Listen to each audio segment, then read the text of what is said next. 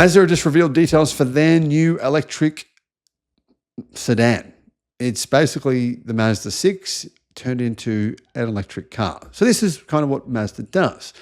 It takes existing cars like the MX-30, and it just takes existing cars and turns them into electric cars, which is not particularly efficient, but Mazda is feeling the pinch. They're feeling the challenge because in Europe, right, new emissions targets are forcing automakers to increase their sales of EVs in order to avoid huge fines or having to pay Tesla lots and lots and lots and lots and lots and lots of money. Hello, my friends. Welcome to the channel. I'm Sam Evans. You're watching the Electric Viking. Great to have you with us. As you know, I believe Mazda is one of those car companies that stands zero chance of survival beyond 2035. I'd be surprised if they got to 2030, to tell you the truth. I'd be very surprised. Beyond 2035, there is just zero possibility, and I stand by this, of Mazda existing in their current state. They'll be taken over by someone at some point. They're just too small, and they're really not interested in electric cars, to tell you the truth. They want to, this is their mission. They've said this numerous times within the last 12 months. They want to perfect the internal combustion engine, and they'll use their last resources in order to do that. It's like, what's that word? I don't remember what it is, but it's the phrase that you use when there's a samurai falls on his own sword. It's that kind of thing. Preliminary details have been revealed for the, looks like a global electric car from Mazda. It has a 68.8 kilowatt hour battery for the shorter range version and an 80 kilowatt hour battery for the longer range version. The smaller battery is an LFP battery, and the bigger 80 kilowatt hour battery is a nickel manganese cobalt battery, or NCM chemistry battery.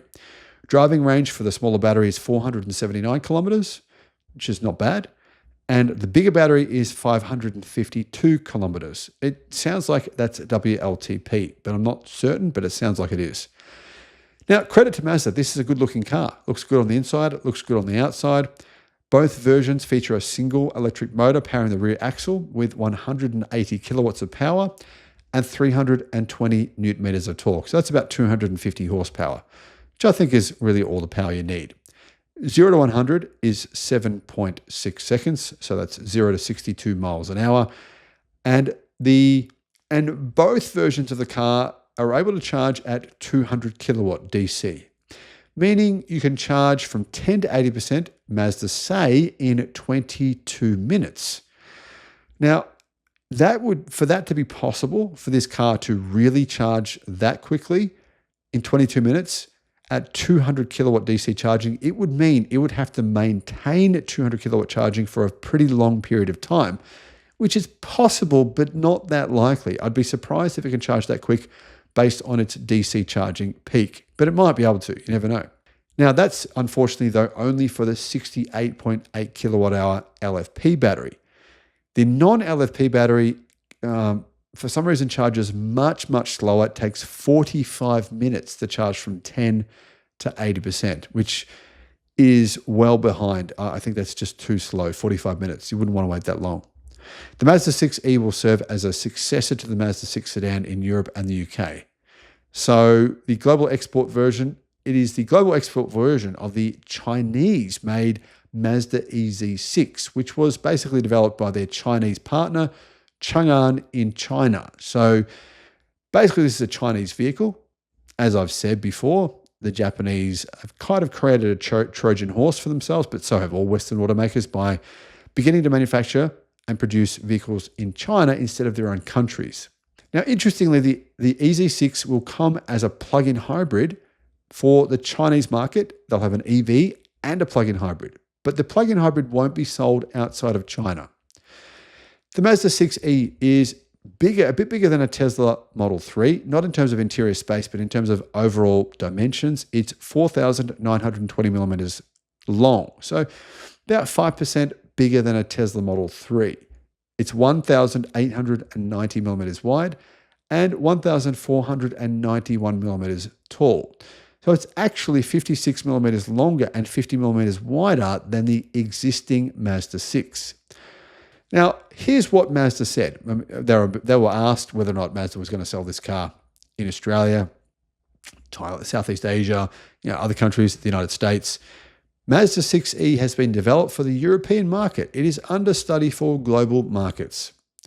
The UK won't be getting this car until the first half of 2026. I'm not sure why it's going to take that long.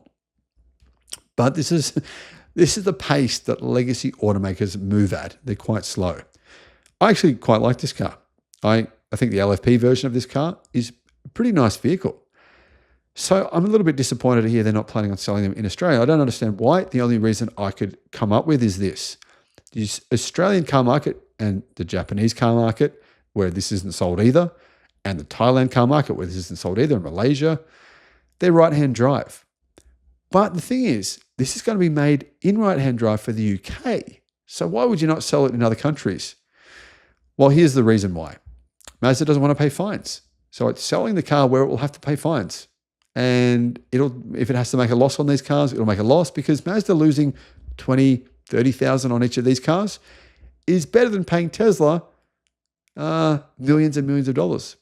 I guess that kind of makes sense. What are your thoughts? Let me know in the comments.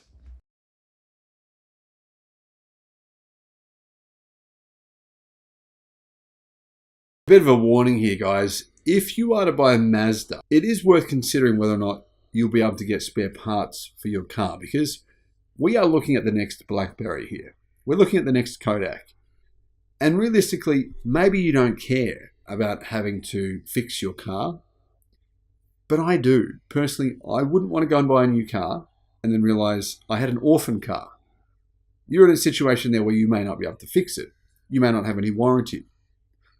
Mazda is very likely to be bankrupt very quickly. They don't sell very many cars worldwide. In fact, only about 1 million. And considering their future plans, this is almost certainly the next BlackBerry, the next Kodak, the next Nokia. You name it, that is Mazda. Mazda sells one electric car right now. It's called the MX-30. It has a 35 kilowatt hour battery. It's actually not cheap in Australia. It costs about 65. It costs as much as a Tesla Model 3. It has just over 100 miles of range, and it's been completely panned. In fact, over the past 12 months, Mazda has sold a tiny 5,830 of these electric cars. Therefore, Mazda has determined that no one wants electric cars. For a number of years, the CEO of BMW said that electric cars don't sell, no one wants them, they're not popular. He obviously ignored the success of, at the time, the Nissan Leaf and then the Tesla Model 3. He kept claiming this until about 2021. EVs don't sell. Reporters said to him, but how can you explain the fact that the Tesla Model 3 has more pre-orders than any other car in the history of mankind? He ignored them and he said, we know EVs won't sell because no one's buying the iX3 or the i3. That was a BMW EV that, well, no one was buying because it was so expensive, and its performance and range were abysmal for the price. Mazda have seen what BMW said, thought, yeah, that makes sense. Let's repeat their comments. Now, the truth is, since then, BMW have massively increased EV production because they started to realize that actually EVs were selling. And BMW's EV sales since that time, since 2021, have actually grown by 300% worldwide. You would think maybe Mazda would have paid attention to what happened, to that mistake that BMW made. At least BMW have sort of learned that they were wrong. Mazda is just digging in their heels because they have a terrible electric car, the MX-30. Its range is minuscule for the price, and yet they claim because no one wants it. No one wants EVs. That's what they're saying. Other than Teslas, they say.